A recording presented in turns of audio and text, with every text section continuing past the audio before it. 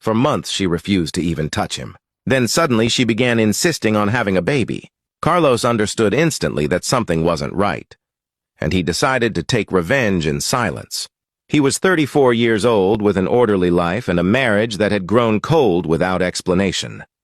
Isabella, his wife of 5 years, had spent more than 3 months avoiding any kind of intimacy. Headaches, stress, extreme fatigue, nights in the guest room, and evasive glances.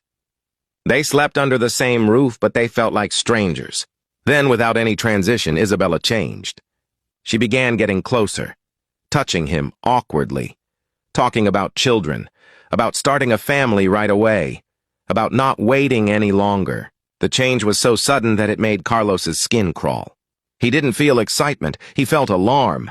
All the signs he had ignored came rushing back at once. Her phone was always face down. Her schedules didn't match up. New clothes that were far too expensive. A masculine perfume that wasn't his. She said she was working late and spoke about a plan she never really explained. One morning, Carlos found her bent over the toilet, nauseous. She stood up quickly and lied badly. Days later, while searching for a manual in the kitchen, Carlos found a folded receipt hidden away. A positive pregnancy test dated weeks earlier. The floor seemed to move beneath his feet. They hadn't touched each other in months. The math was clear. Isabella was pregnant, and not by him.